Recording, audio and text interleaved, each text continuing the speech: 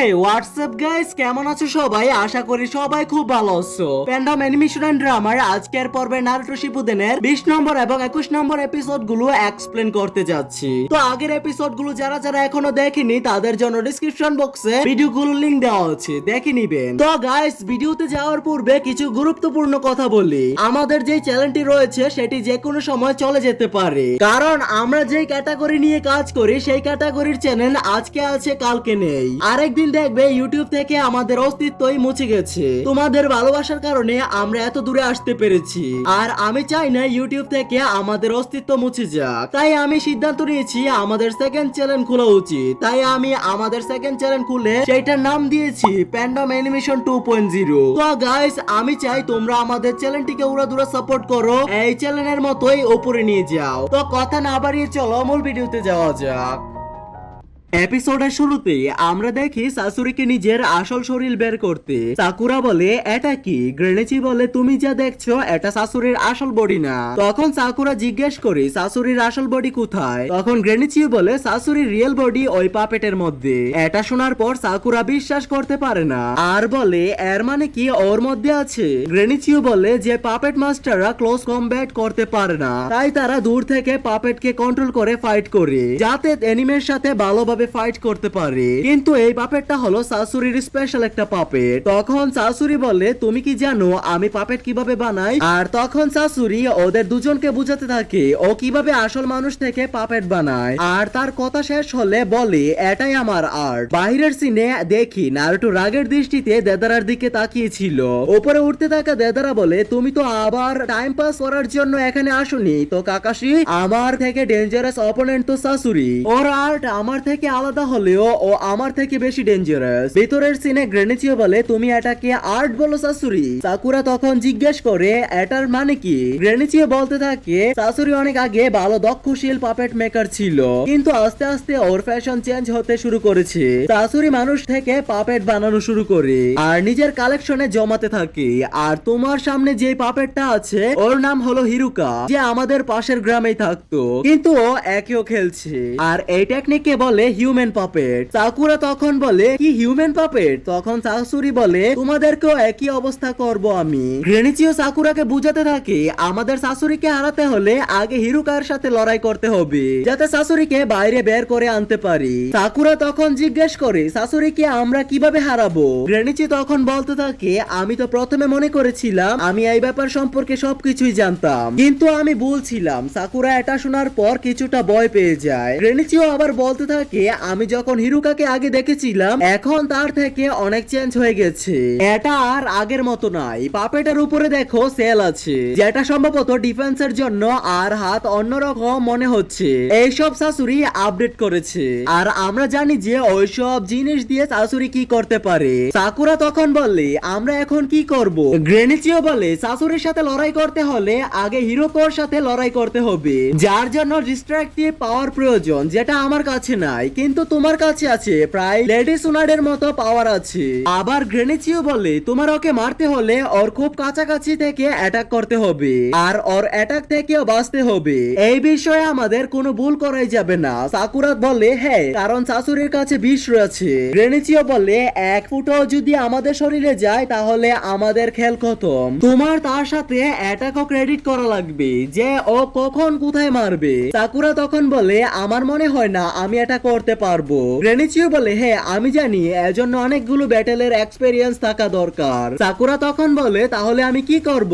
গ্রেনিচিও বলে আমার দিকে ভালো করে তাকাও, আমাকে দেখে কি তোমার শুধু এক বুড়ো মহিলা মনে হয়? তখন গ্রেনিচি তার টুপি খুলে নে আর বলে সাসুরির কাছে অনেক এক্সপেরিয়েন্স থাকতে পারে, কিন্তু আমার মতো এক্সপেরিয়েন্স আর কারো কাছে নাই, এজন্য সে প্রথমে অ্যাটাক করবে না। তখন গ্রেনিচিও সাকুরাকে আসতে বলে আর বলে শুনো আমি তোমাকে একটা সিক্রেট বলি। তখন সাসুরি বলতে থাকে এরা কি কথা বলছে, আমি কিছুই শুনতে পারছি না। তখন সাকুরা বলতে থাকে হ্যাঁ বুঝে গেছি, কি বলছেন আপনি? গ্রেনিচিও আর সাকুরা অ্যাটাক করার জন্য এগোতে থাকে, আর তখনই সাসুরি মাস্ক খুলে ফেলে, যেটা দেখতে অনেক ভয়ঙ্কর ছিল। বাইরে দেদারা বলতে থাকে ভেতরে তো শুরু হয়ে গেছে ফাইট, তোমাদের দুজনের কি মনে হয় কতক্ষণ টিকতে পারবে সাসুরির সামনে? কাকাশি সেন্সে মনে মনে বলে নারুটোর সাথে একা লড়াই করতে চায়, তাই আমাকে রাস্তা থেকে সরানোর চেষ্টা করবে। আর আমার এটা ভুলা যাবে না, এক আজেকাগের পর্যন্ত হারাইছে, এর সামনে নারুটোকে একলা ছেড়ে দিলে ঠিক হবে না। তখনই নারুটো বলে আপনি সাকুরার কাছে যান, আমি একে দেখেছি। সাথে সাথে নারুটো দেদারার উপরে অ্যাটাক করতে চলে যায়, কিন্তু দেদারা সাথে সাথে দূরে সরে যায়। এজন্য নারুটো দেওয়ালের সাথে ধাক্কা খায়। দেদারা সাথে সাথে ক্লে দিয়ে পাখি তৈরি করে ছুঁড়ে মারে। কাকাশি সেন্সিও সাথে সাথে কুনায় ছুঁড়ে মারে, আর পাখিটা ব্লাস্ট হয়ে যায় বোমার মতো। দেদারা বলে খুব ভালো, তোমরা যদি এত সহজে লড়াই করতে তাহলে আমার কাছে কোনো মজাই লাগতো না। ভেতরে শাশুড়ি সুই দিয়ে অ্যাটাক করতে থাকে। গ্রেনিচিও আর সাকুরা সুয়ের থেকে বাঁচতে বাঁচতে শাশুড়ির কাছে পৌঁছে যায়, আর তখনই শাশুড়ি থেমে যায় আর বলে আচ্ছা তোমরা প্রথম থেকে তাহলে রেডি ছিলে, আর আবার অ্যাটাক করা শুরু করে। গ্রেনিচিও আর সাকুরা আবারও বেঁচে যায়। শাশুড়ি বলতে থাকে এটা কিভাবে সম্ভব, তোমরা কিভাবে বেঁচে গেলে আমার অ্যাটাক থেকে? গ্রেনিচিওর তো বুঝলাম না, কিন্তু এই মেয়েটা কিভাবে বাঁচতেছে? আর তখনই সাকুরা শাশুড়ির দিকে দৌড়াতে থাকে। শাশুড়িও তখন নিজের লেজ দিয়ে অ্যাটাক করতে যায়, কিন্তু দুজনে থেমে যায়। শাশুড়ি সব বুঝে যায় ওরা দুজন কি করতেছে। সাথে সাথে গ্রেনিচিও বলে ওঠে সাকুরা এখনই অ্যাটাক করো। সাকুরাও সাথে সাথে ঘুষি মেরে দেয় শাশুড়িকে। বাহিরে দেদারা নারুটোকে বলতে থাকে তোমরা সব জিনজরি কি একই রকম না, কোনো বন্ধু বান্ধব আর না কোনো সাহায্য করার লোক, তোমরা তো আবার একে অপরকে কানেক্ট করতে থাকো, কিন্তু তোমার বন্ধু তো কখনোই মারা গেছে, আর তোমার সাথেও একই কাজ হবে। এটা শোনার পর নারুটো অনেক রেগে যায় আর বলে গারা যদি না বেঁচে থাকে তাহলে তোমারও কোনো বাঁচার অধিকার নেই। গুহার ভেতরের সিনে দেখি সাকুরা পাপেটকে ঘুষি মেরে ভেঙে ফেললি, আর তখনই আমরা দেখি ওই পাপেটের ভেতর থেকে কি যেন বেরিয়ে আসছে। গ্রেনিচিও বলেন ফাইনালি তাহলে তুমি বেরিয়ে এসেছো পাপেটের মধ্যে থেকে, এবার তোমার মুখটা দেখাও তো দেখি শাশুড়ি। আর এর সাথে এই এপিসোডটির সমাপ্তি হয়ে যায়। তো এই এপিসোডের শুরুতে আমরা দেখি তেমারি আর তার টিমকে কোথায় যেন যাচ্ছে। ওদের সামনে কানকুরো বসে থাকতে দেখি। তখন কানকুরো বলে তাহলে যাওয়া যাক। তখন তেমারিও বলে হ্যাঁ চলো। আবার ওদের পেছনে দেখি আবিজোকে। গুহার ভেতরের সিনে দেখি শাশুড়ি তার হাত দিয়ে কি যেন করছে, আর তার সাথে শাশুড়ির পাপেটের মাথা লড়তে থাকে এবং উপরে উঠে যায়। টেলিকাটা দিয়ে অ্যাটাক করতে যায়। সাকুরা খুব কষ্টে অ্যাটাক গুলো থেকে বাঁচে। শাশুড়ি বলে খুব ভালো, আমি ঠিকই ধরেছি, তুমি আমার অ্যাটাক গুলো ডজ করছো, এর মানে তোমাকে গ্রেনিচিও কন্ট্রোল করছে তার চাকরা দিয়ে, আর গ্রেনিচিও তো আমার লিস্ট কেউ কন্ট্রোল করছে। এটা অবশ্যই তখন হয়েছে তো যখন গ্রেনিচি আমাকে কুনাই দিয়ে অ্যাটাক করেছিল। গ্রেনিচিও বলে খুব ভালো, আমি তো মনে করেছিলাম তুমি বুঝতেই পারলে না। শাশুড়ি তখন বলে আপনি মনে হয় ভুলে গেছেন কে আমাকে পাপেট দিয়ে খেলা শিখিয়েছে। গ্রেনিচিও তখন বলে কিন্তু তোমার তো এখন খেলার টাইম শেষ হয়ে গেছে। আর তখনই শাশুড়ি তার মাস্ক ছড়ায়। শাশুড়িকে দেখার পর গ্রেনিচিও বলতে থাকে এটা হতে পারে না, তোমাকে দেখতে এখনো আগের মতোই লাগছে। আমরাও তখন দেখতে পাই শাশুড়ির আসল চেহারা, যেটা একদম বাচ্চার মতো। সাকুরা তখন বলে এটা কিভাবে সম্ভব, আমি শুনেছি শাশুড়ি 20 বছর আগে গ্রাম ছেড়ে চলে গেছে, তাহলে শাশুড়িকে এখনো বাচ্চাদের মতো কেন দেখাচ্ছে?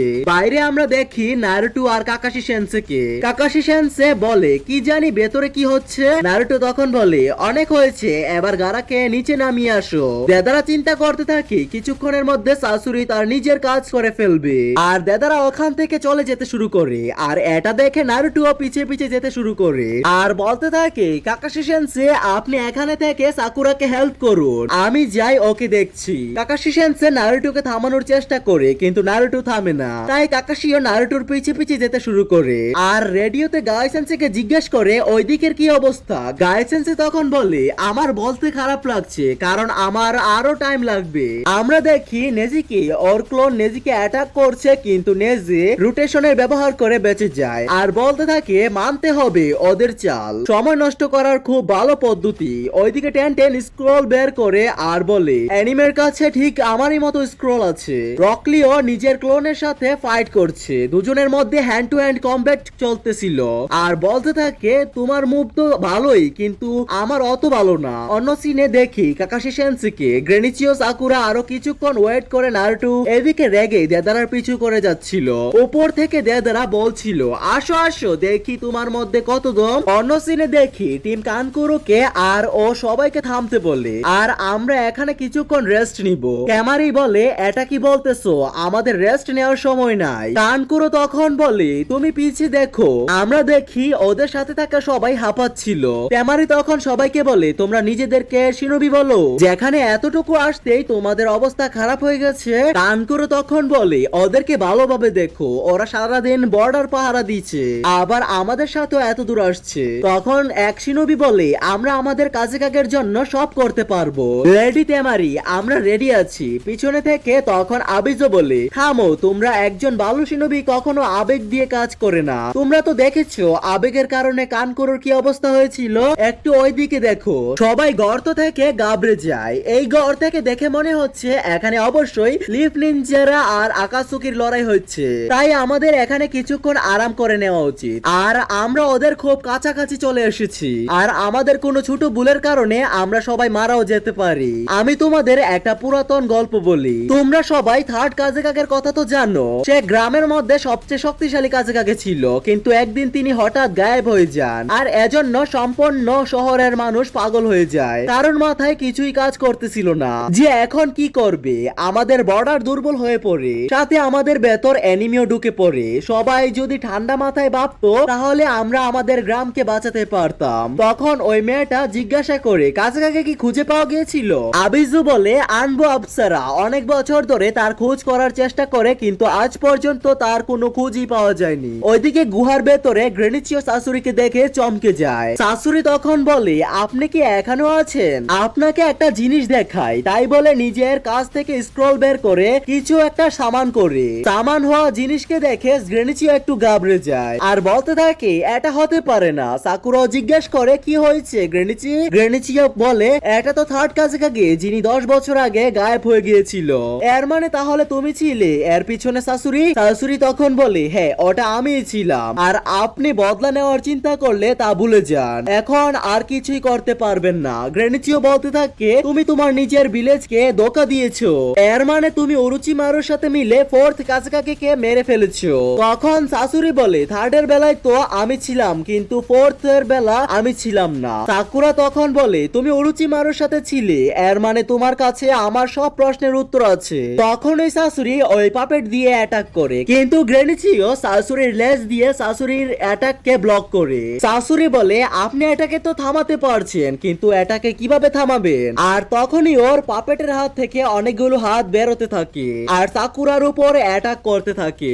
আমরা জানতে পারি সাকুরা অ্যাটাক গুলো থেকে বেঁচে যায়। গ্রেনিচিও ওকে বের করার চেষ্টা করে যাচ্ছে, কিন্তু পাপেটের কাছ থেকে পয়জন গ্যাস বের হয় আর দুয়ার মধ্যে সাকুরা আটকা পড়ে যায়। আর এখানে এই এপিসোডটির সমাপ্তি হয়ে যায়। তো গাইস, পরবর্তী এপিসোডে কি হবে তা জানার জন্য চ্যানেলটিকে সাবস্ক্রাইব করে পাশে থাকবেন। টেক কেয়ার, আল্লাহ হাফেজ।